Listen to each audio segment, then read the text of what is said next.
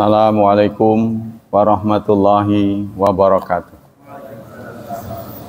Innal hamdalillah nahmaduhu wa nasta'inuhu wa nastaghfiruh wa na'udzu billahi min syururi anfusina wa min sayyiati a'malina. May yahdihillahu fala mudhillalah wa may yudlil fala hadiyalah. Asyhadu an la ilaha illallah wa asyhadu anna Muhammadan abduhu wa rasuluh la nabiyya ba'da. Allahumma salli wa sallim ala nabiyyina Muhammad sallallahu alaihi wasallam wa ala alihi wa sahbihi wa man sara ala nahjihi ila yaumiddin. Amma ba'd. Ayo ikhwah, kita lanjutkan kajian tafsir masih di surat 6 ayat 151 yang akan menyampaikan tentang 10 wasiat Allah. Kita sudah membahas 5 wasiat. Wasiat yang ke-6 adalah A'udzu billahi minasyaitonir rajim. Apa ini sudah ya? Wala taqrabu malal yatimi illa billati hiya ahsanu hatta yablugha asyuddah. Dan jangan mendekati harta yatim illa kecuali billati dengan hiya ahsan yang lebih baik. Hatta yablugha asyuddah, sampai dia hatta hingga yablugha dia sampai asyuddah usia balik ya. Asyuddah ini kuat. Mana asyuddah al-quwa wal jalada fil badan wal aql, sampai dia menginjak usia dewasa. Jadi ayat ini sepintas memberi wasiat kepada kita, jangan mengganggu harta yatim. Ya, kalau kita menjadi orang yang dititipi, maka gaulilah dengan cara yang baik. Nah, setelah turun ayat-ayat yang melarang mendekati harta yatim, pada masa itu para sahabat kemudian memisahkan makanan untuk yatim. Biasanya mereka makan bersama. Setelah ada larangan jangan mendekati, lalu mereka memisahkan. Nah, maka turun ayat lagi, maksudnya bukan begitu. Ya, jadi kita tetap makan bersama, cuma saat kalkulasi, kalau harus hitung-hitungan, maka jangan sampai ada harta yatim yang diambil dengan sembarangan. Ya, jadi waktu itu sejarah ayat ini adalah tentang yatim yang punya banyak warisan. Jadi dia meninggal orang tuanya, anaknya masih kecil, kan keluarganya menanggung. Tentu dengan mewarisi harta peninggalannya. Nah, maksudnya harta yatim itu jangan diganggu. Tapi kalau itu dipakai untuk kos dan kebetulan yang mengasuh itu nggak mampu, dia ikut makan di situ, ya makanlah dengan wajar gitu. Jadi jangan sampai dikuasai. Gitu. Nanti hatta asyudda, sampai hatta yablugha asyudda, sampai dia menginjak dewasa, maka diingatkan itu kepada anaknya, dinego lagi. Ya, bapak mendapat peninggalan ini, ayahmu sekian. Itu maksud dari ayat ini. Qalal amin asyangkiti qad yatawaham ghaira arif min mafhumi mukhalafah hadil ayat al-karima a'ni mafhum ghaya fi qawli hatta yablugha asyudda ana idza balagha asyudda fala mani amin qurbani mal bi ghairi latihi asan. Sebagian orang mengira bahwa kita tidak boleh mendekati harta yatim kecuali dia sudah menginjak dewasa. Berarti kalau sudah dewasa boleh gitu. Apa begitu maksudnya? Ya, mafhum mukhalafahnya kan gitu kan. Janganlah kau dekati harta yatim kecuali dengan cara yang baik. sampai dia menginjak usia dewasa. Apakah berarti ayat ini membolehkan kalau sudah dewasa kita ambil, malah nggak diserahin? Bukan. Ya, walaisa dzalika muradu bil ayat. Bukan itu. Maka itu kalau kita menafsirkan ayat secara telanjang, letterlek, nah itu kita akan terjerumus. Maka kita harus lihat konteksnya. Balil ghayatu bi bulughin asyud yuradu biha anna idza balagha asyuda yudfa'u ilai malu. Tapi yang dimaksud di sini adalah ketika si yatim itu menginjak dewasa, maka harta titipan itu harus diserahkan, maksudnya itu. Sampai tiba usia dewasa.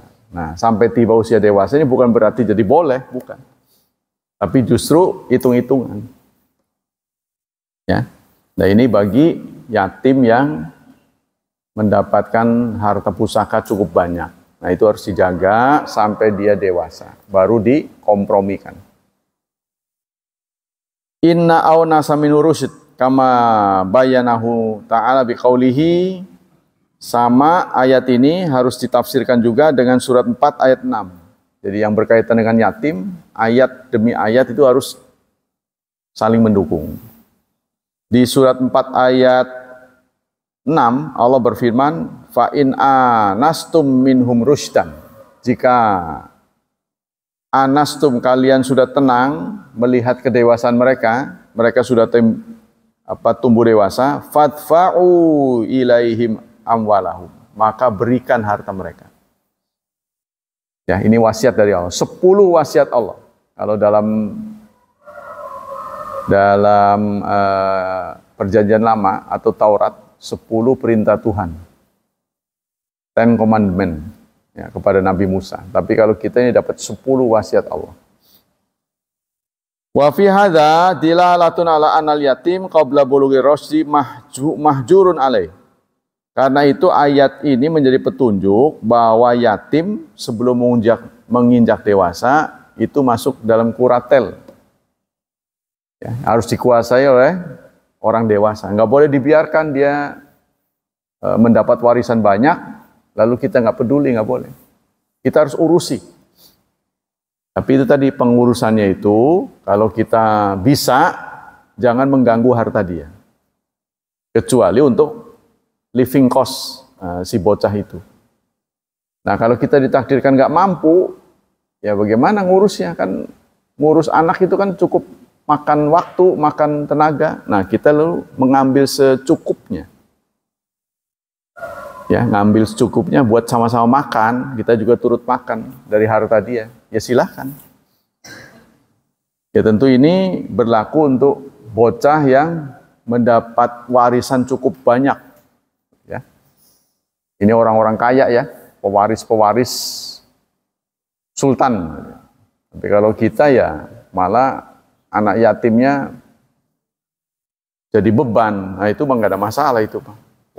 Uang kita yang kebawa bukan uang dia. Ini makanya kalau dia punya. Wa anna waliya yansarifu fi malihi bil ahadhi wa anna hadzal hajar yantahi bi bulughil asyad. Jadi artinya larangan menggunakan harta yatim itu sampai dia menginjak dewasa. Jadi kalau sudah dewasa, seluruh kepemilikannya diserahin pada dia. Kalau kemudian dia bijak, ya udah mamang aja yang ngegolengin. Nah, yaitu kemanyangan kata orang. Nah, kebetulan. Ya, kalau dia baik, ngerti. Tapi kebanyakan orang itu pasti melenyapkan itu harta anak yatim biasanya. Perasaan bapak saya kaya, setelah dia dewasa kok nggak ada apa-apa, nggak punya apa-apa saya. Tapi yang makan bukan dia sih, bukan orang lain, kakak-kakaknya. Karena dalam warisan Islam itu tidak mengenal umur, yang dikenal beda kelamin, laki perempuan beda. Tapi tua muda sama. Anak sulung laki-laki, anak bungsu laki-laki, sama bagiannya. Nah, saat kita menjadi ahli waris, mestinya kita sadar, kalau kita menjadi anak sulung, udah diberi kuliah ya, sudah tamat, sudah kuliah, udah kerja lah. Lah yang bungsu sekolah aja belum, kan warisannya sama, ya kita harus ngerti lah, kasih dia. Kalau kebetulan dikit, kalau cukup ya, kira-kira kan biaya dia sampai dewasa itu, beratnya kan begitu kan. Kalau seseorang wafat, masih ada tanggungan, itu kan berat. Qala Muhammad Rashid Ridha, berkata Muhammad Rashid Ridha, wasadis mimma atluhu alaikum min wasaya rabbikum fima harrama wa aujaba alaikum ala takrumal yatim illa walaitum amrahu. Yang keenam, kata Muhammad Rashid Ridha, wasiat keenam, wasiat Allah ya kepada kalian yang keenam adalah jangan mendekati anak yatim, harta anak yatim, kecuali dengan cara yang dibenarkan. Au tama'altum bihi walau biwisatati wasiati awwaliyahu ila bil fi'la awil af'al allati hiya asan, kecuali dengan cara yang baik. Jadi caranya itu bukan untuk merugikan, tapi merawat. Jadi peduli pada yatim, karena nantinya masa depan anak yatim ini kalau tidak diberi kasih sayang cukup, itu berpotensi menjadi nakal, jahat. Ya, jadi kita melakukan tindakan preventif sebelumnya. Karena biasanya anak yatim itu nakal. Nakalnya itu karena minta perhatian. Ya, minta perhatian. Nah ini, jadi kita harus memberikan kasih sayang yang cukup. Jadi yatim di sini nggak dibedakan kaya maupun miskin. Ya, jadi kita diminta untuk diantaranya itu hadis Rasulullah mengusap ya kepala yatim, itu mendapat pahala dari Allah, jadi diusap. Sunnah, jadi nggak dibedakan kaya atau miskin. Min hifdhihi wa tasmirihi, dan kalau bisa, kalau kita memang sebagai saudara, mungkin kita saudara tua ya dari si yatim itu, kita berkemampuan untuk mengembangkan, silahkan harta peninggalan itu. Tapi itulah, sering-seringnya dikembangin malah terus gak ada juntrungnya. Ngeri gitu kan. Nah, nanti berpeluang rugi. Kalau rugi siapa yang ganti? Ya yang mengasuh itu. Tapi kecenderungan kan kita nggak ngeganti ketika rugi. Untung minta bagian, rugi gak mau ngeganti. Jadi kita harus hati-hati. Ya bagi kita lah sekarang terbayang kita kalau ada orang nyumbang 1 miliar, minta kita mengembangkannya, kira-kira bisa nggak? Nih tak kasih tolong kembangkan uang 1 M. Kalau nggak punya keahlian itu pasti akan habis. Berapa banyak ya teman-teman itu pensiun dibelikan angkot, angkotnya rusak, nggak bisa kebeli lagi. Tujuannya kan supaya setelah pensiun itu bisa menjadi, ya gitu maksudnya. Tapi ya itu angkotnya rusak, ya orangnya juga rusak. Di masa tua itu kan dalam nanti di ayat Quran ini Allah memberikan perumpamaan. Orang yang tidak punya planning yang baik di masa mudanya, di masa tuanya seharusnya dia panen, malah dia sengsara. Kan kita tahu semakin bertambah umur, ya, semakin mendekati ajal, semakin berkurang energi kita. Nggak diperhitungkan orang, mau kerja juga susah kalau ngelihat, wah umur segitu ngelamar.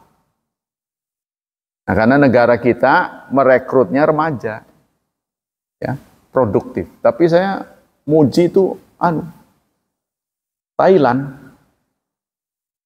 Thailand itu memanfaatkan orang-orang pensiun untuk jaga toko. Jadi frontliner. Ketemu dengan nasabah, ketemu dengan pelanggan itu orang tua dulu. Banyak toko-toko begitu. Karena kenapa? Mereka memanfaatkan tenaga orang tua, sabar. Nerangin sabar. Tapi kalau yang jelimet-jelimet dia baru panggil anak muda. Jadi kayaknya itu kebijakan pemerintah. Kalau kita di sini, pemerintah kan malah ditarik dari peredaran. Yang pensiun itu kan, ini mengganggu pemandangan. Akhirnya ngumpulnya di masjid. Coba aja kita jalan nih dari tempat kita ke lampu merah, hitungin tuh antara orang tua yang kita batasin sebut tua berapa. Pasti lebih banyak anak muda. Ya kan? Nah, yang udah mengganggu pemandangan itu sudah dirawat-rawatin. Jeleknya begitu. Ya, negara kita ini kebijakannya belum ramah terhadap lansia. Ya, kan kita ini istilahnya dihadapkan pada fenomena begini, anak-anak udah gede, udah nggak mau lagi tinggal bersama. Ini pemerintah harus memperhatikan. Kan kalau pemerintah benar, dia harus memperhatikan rakyat supaya bahagia gitu. Sampai mati dia harus bahagia. Istilah anak kecil tuh dikasih mainan apa tak gitu tuh. Iya. Nah, kalau di Bandung ada taman lansia. Ya kan?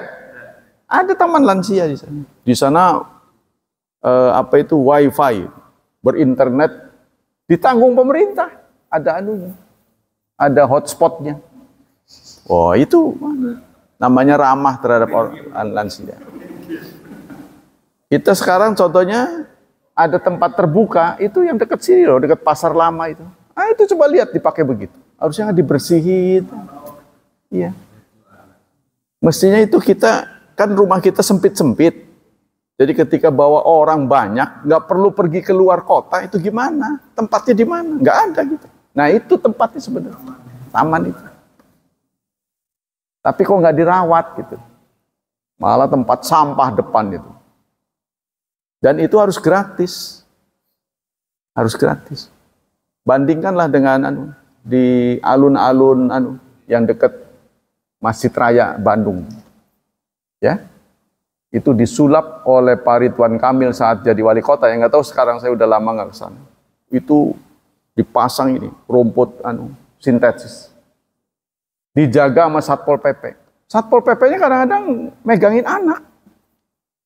Kan rata-rata sini Satpol PP kan mengerikan. Bangsa ngegusur. Tapi saya baru lihat Satpol PP itu perhatian terhadap anak-anak. Nah, jangan begitu, nanti jatuh ya, dipegangin. Satpol PP ikut nimbrung. Sendal-sendal yang nggak rapi, jangan mengganggu orang jalan. Itu begitu. Mestinya begitu. Sehingga kita melihat kehadiran bapak-bapak dari Satpol PP ini seneng gitu, aman, nggak ada copet karena ada dia, gitu singkat. Kesannya harusnya begitu. Ya bagaimanapun mereka kan tugas ya. Nah, ini kalau pemerintah yang baik itu akan begitu. Dijamin ini kesehatannya dijamin, jangan sampai mengakses obat itu susah gitu kan. Harusnya begitu. Jadi ramah pada lansia. Kita lanjutkan. Tapi sudahlah, terima apa adanya. Ya, seharusnya begitu. Ya. Sementara kan para pemimpin yang hari ini mimpin kan sudah masih muda, jadi nggak merasakan tua dia. Penderitaan lansia tuh dia nggak rasain. Nanti kalau dia udah pensiun, iya gale mah begini ya. Itu. Jadi ada post syndrome power. Ya kan? Lalu setelah jabatannya turun dia baru tahu, oh begini ya orang-orangnya. Iya, dia nggak merasakan sih. Ya. Kan kita sebenarnya dunia laki-laki itu agak cenderung masyarakat tuh kejam. Ya seperti saudara lah, nanti kalau di rumah anak-anak nggak ada, istri nggak ada, tuh mau ngomong sama siapa gitu, warawiri gitu. Kan kita ini makhluk sosial, nggak bisa ngomong sendiri, harus ada temennya. Kalau punya pasangan lain, orang pada melotot, gitu. Apaan nggak mengganggu saudara? Dibenarkan oleh negara. Nah, tapi kita itulah. Ya. Jadi keluarga kita tuh begitu. Sebenarnya diam-diam egois. Contohnya adalah keluarga Buya Hamka. Sama Buya Hamka juga ditinggal istrinya dulu. Tapi siapa yang menawarkan beliau untuk beristri lagi? Anaknya. Kenapa? Anaknya jadi repot. Ngontrol. Buya, ini terlalu banyak jadwal gitu. Harus ada pendamping. Wah, nggak usah, saya udah tua. Tetap aja dipaksain. Akhirnya beliau terima. Saya kayak Din Samsudin apa ya? Sama juga kan? Nah, itu. Karena orang-orang yang punya banyak jadwal itu repot sekali. Artinya dia nggak bisa jaga rumah, nggak dia ngurus pakaian, ngurus apa gitu. Harus ada. Ya? Iya, jangan sama-sama tua, nanti sama-sama dirawat. Bukannya ngerawat kita, malah kita merawat dia.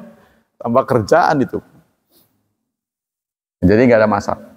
Nah inilah, kalau cerita anak yatim ya, sangat menyiksa. Jadi anak yatim itu sangat menyiksa. Di banyak tempat saya perhatikan pertumbuhan anak yatim yang kurang kasih sayang, itu akan menjadi sadis. Kemudian wasiat ke-7, ke-8, dan ke-9. Nah, itu kan tadi ke-6 ya. Semuanya ada 10. Wa auful kaila wal mizan. Penuhilah takaran dan timbangan bil qisti, dengan kistun. Nah, dalam Quran itu ada kata kistun, ada kata adlun. Kisti selalu dimaknai adil. Karena kistin ini adalah adil kasat mata. Adil secara kasat mata. Nah, kata adil sendiri itu adil lahir batin. Jadi kadang-kadang kan orang sesuai dengan hukum, tapi dia sendiri nggak rela, itu tetap aja harus kistun. Ya, kistun itu artinya kalau timbangan bebek itu ininya lidahnya sama kan, timbangan bebek tahu kan? Ya gitu, itu kistun. Tapi belum tentu orang jualan itu hatinya rela, karena dia melihat kita aja ini orang ngerti nih, jadi dia pas. Tapi kalau kebetulan meleng, ya. Dia menguntungkan diri sendiri karena di dalam timbangan bebek itu di bawahnya itu ada begini nih. Ini tempat pemberatnya itu kan ada pemberatan, ada mangkoknya. Ini pemberatnya ini di sini begini nih. Karena saya pernah punya ada begini. Nah, ini bisa diisi logam-logam. Jadi sebelum pemberatnya itu ada, dia sudah turun. Tempat batunya itu sudah turun, berarti kan sudah berat itu. Nah, itu curangnya begitu. Ya, sehingga ketika ditimbang dia ada bangsa setengah on dalam 1 kilo. Secara otomatis orang nggak bakal tahu. Nah, supaya kita tahu timbangan itu lurus, maka pemberatnya harus diambil dulu. Nah, begini nggak? Nah, kalau begini berarti timbanganmu benar. Tapi biasanya marah. Orang kalau digituin marah. Anehnya orang non muslim mah nggak marah. Bener ya, seneng dia. Kalau orang Islam aja marah. Hah? Kayaknya udah kebiasaan begitu. Nah inilah ya, jadi kadang-kadang menjadi bahan uji kita ya. Kita memang harus adil. Nah, sehingga diancam oleh Allah itu dalam surat khusus dalam juz amma, wailul lil mutaffifin. Celakalah orang yang curang. Alladzina idza qtalu 'alan nas yastawfun. Kalau dia kulakan, minta imbu. Kalau dia ngambil barang dari orang lain, imbuin sih. Tapi giliran dia jualan, dikurangin. Ya, ini mau menang sendiri namanya. Nah, tidak boleh. Tapi saya lihat orang-orang tua kalau jualan itu diimbuin sama dia. Saya lihat ya, karena dia tahu timbangan yang buatan Cina itu kadang-kadang error. Coba lihat sebelum garisnya benar. Diimbui kan? Saya bilang hati-hati, takut harta orang kemakan, saya bilang gitu. Wih, tak imbui kan begitu. Orang sini begitu. Alhamdulillah. Nah ini ya, jadi ancaman berat buat kita, wailul lil mutaffifin. Ibadah tapi kita jualannya curang. Maka sekarang ada timbangan digital akhirnya. Di mal-mal itu kan, justru mereka lah yang memulai gitu. Jadi orang beli di pasar akhirnya malas, maka sepi pasar. Akhirnya begitu. La tukallifu nafsan illa wus'aha. Allah tidak membebani seseorang kecuali kemampuannya. Kenapa pada ayat ini Allah sampaikan la nukallifu nafsan illa wus'aha, kami tidak membebani. Karena jangan terlalu dalam-dalam soal timbangan itu. Dirinci sampai bijinya itu berapa, itu jangan. Keterlaluan itu mah. Pokoknya udah kalau Anda ragu tambahin aja dikit. Jadi nggak usah pas bener gitu. Wah, berat sini, kurangin sini. Nggak ada beresnya nanti. Ya sudahlah, biar anget aja gitu. Wa idza qultum, yang ke-8, wasiat ke-8, wa idza qultum fa'dilu walau kana dza qurba. Yang keberapa ini? Wa auful kaila, penuhilah timbangan, takaran ya, itu yang ke-7 ya. Wal mizan yang ke-8. La nukallifu nafsan illa wusaha wa idza qultum fa'dilu. Kalau bicara hendaklah adil meskipun terhadap kerabat. Kita diminta untuk bicara ini jujur. Tuh ya, sudah 7, 8 dan 9. Benarkah ini? Salah ngitungnya. Auful kaila wal mizan itu 1, terus wa idza qultum fa'dilu 2, wa bi ahdila aufu 3. Ya, jadi yang auful kaila wal mizan itu yang ke-7, lalu wa idza qultum fa'dilu yang ke-8, wa bi ahdila aufu yang ke-9. Penuhilah takaran dan timbangan, itu yang ke-7, dengan adil. Kami tidak membebani seseorang kecuali kemampuannya. Jadi dalam hal nimbang jangan terlalu jelimet gitu loh. Dipas bener, biji lebih 1 nggak boleh. Bukan itu, udah angetin aja. Kan? Yang ke-8, wa idza qultum fa'dilu. Kalau bicara tolong yang benar. Walaupun terhadap kerabat sendiri. Jangan memihak. Terutama kalau kita bicara pada dua pihak yang bersengketa. Ya, berikanlah keterangan yang sejujurnya walaupun terhadap kerabat. Yang ke-9, wa bi ahdilai aufu. Penuhilah janji kepada Allah. Ya, janji Allah itu antara lain ya salat, kewajiban pada Allah lah, kewajiban yang sifatnya vertikal ya kepada Allah. Penuhilah salat, zakat ya, dan sebagainya. Dzalikum wassakum bihi la'allakum tadzakkarun. Itulah wasiat yang ia sampaikan kepada kalian agar kalian ingat. Wallahu a'lam bishawab. Kita akan beralih ke materi berikutnya, yaitu materi hadis. Seperti yang dulu saya sampaikan, kitab ini berjilid-jilid. Jadi menyampaikan hadis secara utuh, seluruhnya. Jadi diserok. Tapi yang diserok ini hadis yang boleh dipakai. Hadis itu kan dibagi 3, Sahih, Hasan, Dhaif. Yang boleh dipakai Sahih dan Hasan. Ya, sehingga ini menyangkut semuanya. Nah, sekarang lama-lama merembet ke masalah ibadah. Ya, kalau saudara merasa kok tumpang tindih di Bulughul Maram cerita, di sini juga cerita. Itu karena ini hadis semua. Kalau Bulughul Maram itu spesial hukum. Spesial hukum. Nah, kalau ini semua. Ya, sehingga tidak terelakkan mengenai hukum juga diserok juga sama dia. Jadi lebih luas ini. Nah, sekarang kita sudah sampai bab toharoh yang sudah dibahas dalam Bulughul Maram. Jadi bukan tumpang tindih ya, pengulangan saja. Babul wudu bima'il bahar, bab wudu dengan air laut. Nah, ini ada ceritanya. Diriwayatkan dari Bungkira bin Abi Burda an-nau sami'a Abu Hurairah yaqul. Dia mendengar Abu Hurairah berkata, Ja'a rajulun ila Rasulillah. Seseorang datang kepada Rasulullah. Faqala, lalu dia bertanya, Ya Rasulullah, punten Rasulullah, inna narkabul bahra. Kami sering melaut. Kata orang ini datang pada Rasulullah. Saya ini pelaut. Wa nahmilu ma'anal qalil minal ma'. Tapi persediaan air bersih yang kami bawa tidak banyak. Ya namanya pakai kan dulu pakai alat yang sifatnya masih sederhana ya. Kalau sekarang sudah kapal. Ya.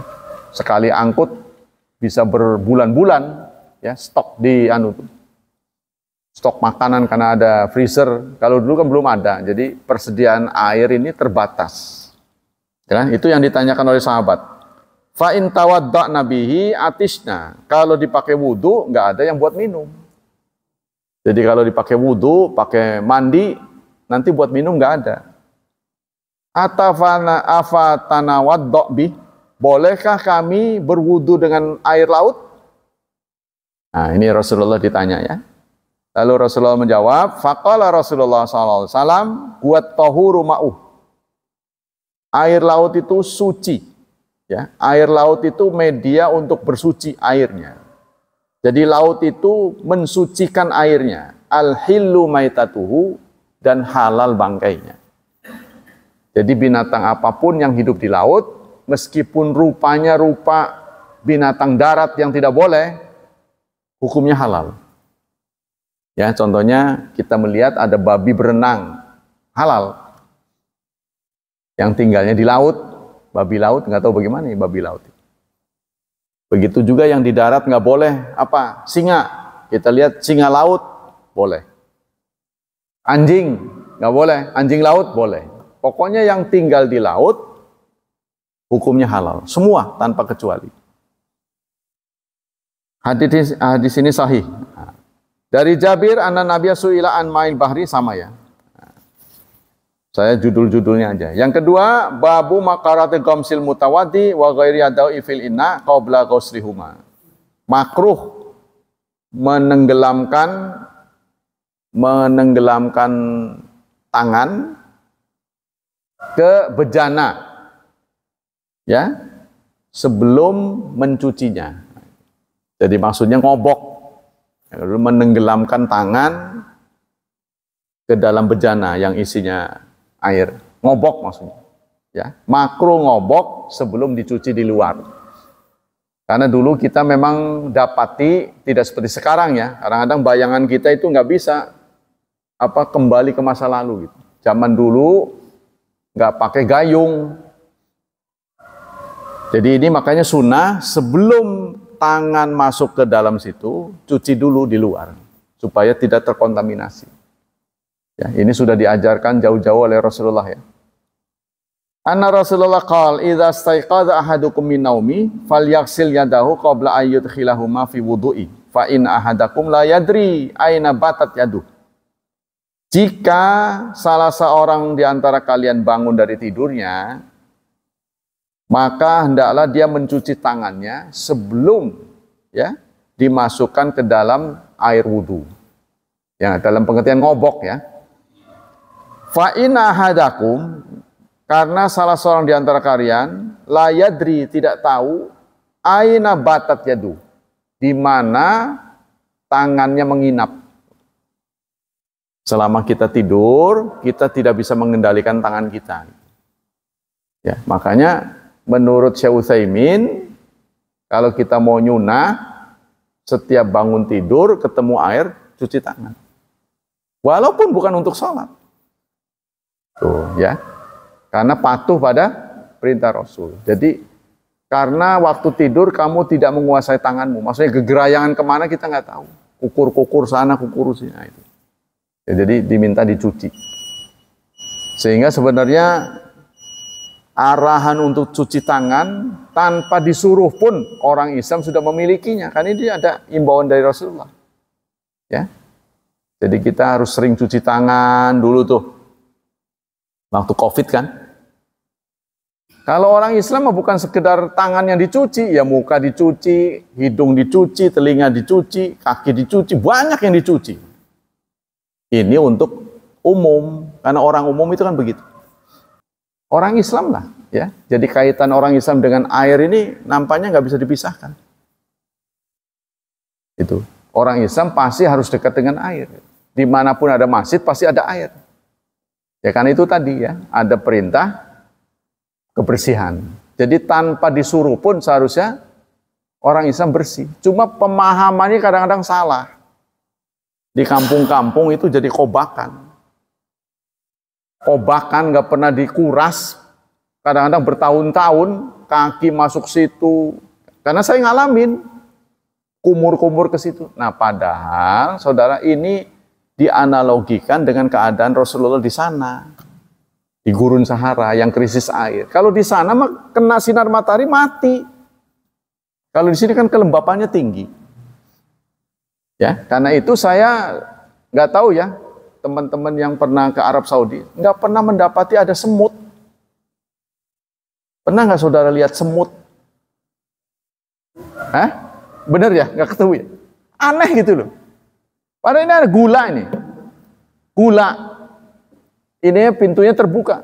Sampai begitu belarakan. Nggak ada semutnya. Di sana itu. Nggak tahu teman-temannya. Kalau sekarang sudah berubah kan. Kalau dulu kan nggak ada rumputnya, sekarang ada rumput. Takutnya berubah. Saya dapat begitu. Terus ngelihat cecek nggak pernah lihat saya. Cecek nggak pernah lihat saya. Pokoknya binatang-binatang, serangga-serangga yang kita dapati banyak di Indonesia itu, di sana nggak ada. Kayaknya kering banget ya. Nyamuk banyak memang di Eropa, tapi nggak gigit.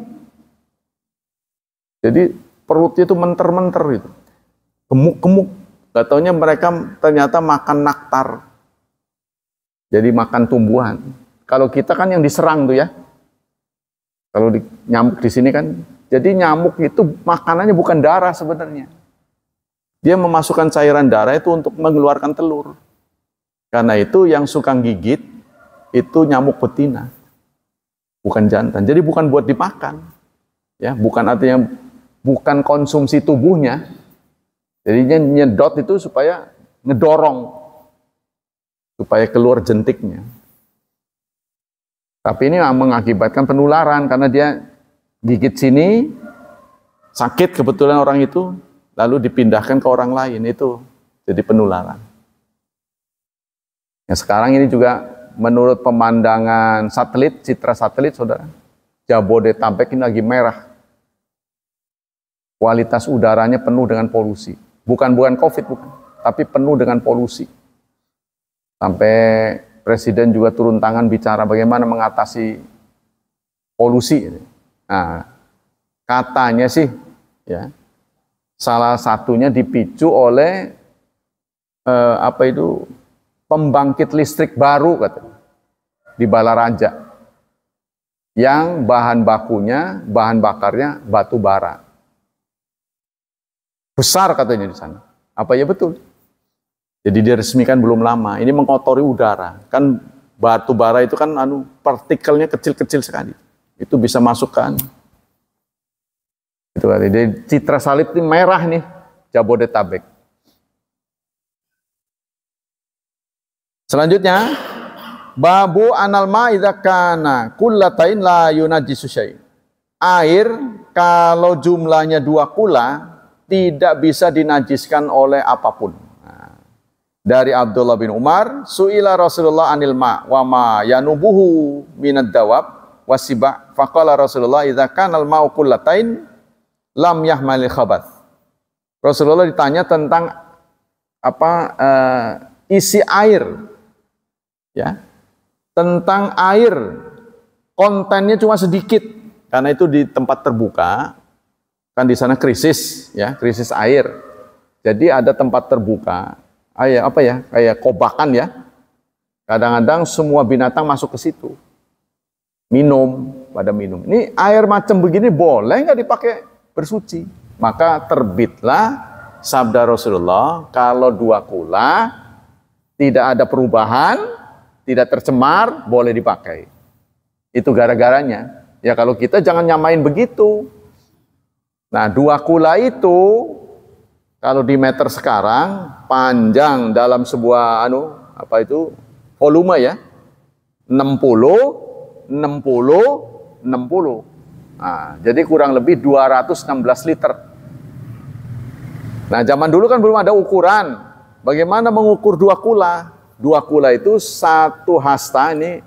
1 hasta itu dianggap dari sini, dari ujung kuku sampai ke sikut ini 48 cm. Ya, 1 hasta 1/4 panjangnya, berarti 60 cm. Itu ngitungnya gitu. Ini tangan orang Arab. Jadi orang Arab itu dari ujung sini ke sini 48. Kita nggak tahu berapa nih. 1/4 kan tambah 12, jadi 60. Ya. Jadi 60 kali 60 kali 60. Jadi panjang 60, lebar 60 dalam bentuk kubus, ke bawah 60. Nah, kalau di total 216 liter. Nah, mereka nggak mungkin dong ketemu bejana langsung diukur, kan dulu belum ada ukuran. Maka cara ukurannya secara alamiah ditepuk. Pinggirnya ditepuk, kalau di sana goyang berarti belum 60. Apa iya gitu? Ini perlu ya, perlu penelitian gitu. Jadi orang dulu kan nggak ada meteran. Caranya begitu. Jadi kalau ada wadah ditepuk sininya. Kalau di ujung sana nggak goyang, berarti airnya cukup. Tapi kalau bergelombang berarti sedikit. Itu ukurannya. Jadi bukan diukur lagi dulu. Kan dulu belum ada ukuran. Caranya begitu mereka. Nah, kalau di zaman kita sekarang, tetap yang namanya air terbuka itu pasti kotor, itu kan? Akan mengundang kuman-kumannya, sebaiknya tertutup. Jadi dengan cara toren yang seperti kita sekarang itu sudah mencukupi syarat. Nggak usah di kampung-kampung pakai kolam. Kolamnya harus 2 kula dikasih keran. Itu tidak efektif, lebih baik ditutup. Kayak kita di kotor, itu lebih bagus. Nah, sekarang pihak kesehatan udah turun ke kampung-kampung, sehingga penampakan kolam begitu itu sudah praktis tidak ada. Kalau dulu banyak di masjid-masjid, itu nggak dikuras kadang-kadang bertahun-tahun. Jadi kalau ada secercah sinar matahari itu masuk, kelihatan tuh uget-ugetnya. Ya, tapi karena itu nggak kasat mata, ya mereka aman-aman aja. Ya, jadi ya perubahan waktu ini, perubahan pengetahuan kita harus manfaatkan. Jadi jangan bodoh lagi gitu. Ya, bagaimanapun kalau menurut Kiai Muhaimin, nah, Kiai Muhaimin kan kiai besar juga. Patokannya gimana? Air yang boleh kau pakai ibadah adalah air yang kamu siap minum. Itu kata beliau begitu. Jadi ini memberikan pengertian bahwa air yang keluar dari keran mestinya bisa diminum. Nah, kita kan belum bisa teknologinya begitu ya. Tempat-tempat lain bisa. Saya dengar di KDL begitu. KDL, kalau ada keran di luar sekalipun, itu boleh diminum. Karena sudah difilter ya. Sudah disterilkan. Mestinya begitu. Ini sudah berlaku di Arab Saudi. Jadi keran wastafel itu boleh diminum sebenarnya. Ya di negeri-negeri maju, Singapura, saya kan diberitahu begitu. Daripada kita beri air kemasan, sekali aja wadahnya dibawa-bawa. Begitu ketemu wastafel, cuma rada mahal. Jadi yang dijual di kemasan itu adalah air itu juga. Cuma tampil gagah gitu. Kita beli satu aja habis, isi lagi. Jadi air semua yang ada di Singapura yang bisa diakses oleh umum itu steril. Mestinya kita begitu ya. Sangat mampu kita. Nah, di KDL begitu katanya. Di seluruh area KDL air yang terbuka boleh diminum. Gak tahu sekarang dah. Begitu ya? Enggak lagi. Takutnya sudah dibeli orang. Nggak boleh. Nggak setiap ini bisa. Ada anunya, tempat-tempatnya. Oh iya. Saya dengar dulunya semua. Bentar lagi ya. Jadi dari situlah timbul 2 kulah. Jadi bukan dari siapa-siapa, memang dari Rasulullah. Karena dihadapkan pada kekurangan air di sana, gitu kan? Sehingga beliau menyuruh sahabat-sahabatnya seperti itu. Dalam penggunaan air, yang penting itu tadi 3 cirinya. Tidak berubah baunya, tidak berubah warnanya, dan tidak berubah rasanya. Kira-kira saja, nggak perlu dicicip-cicipin. Najis kayaknya nih, cicipin, nggak usah.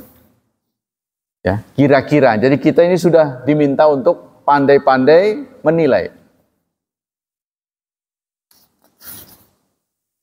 Wah, panjang ini. Selanjutnya, babu musahafatil junub. Bab bersalaman dengan orang junub. Diriwayatkan dari Abu Hurairah, laqiyani Rasulullah wa ana junub. Satu saat Rasulullah berjumpa saya lagi junub. Rasulullah kan nggak tahu. Ya. Rasulullah nggak tahu saya junub. Saya ketemu Rasulullah, saya lagi junub, kata Abu Hurairah. Fa akhadha bi yadi famashitu. Lalu Rasulullah salaman sama saya. Saya berjalan bersamanya hatta qa'ada, sampai Rasulullah duduk.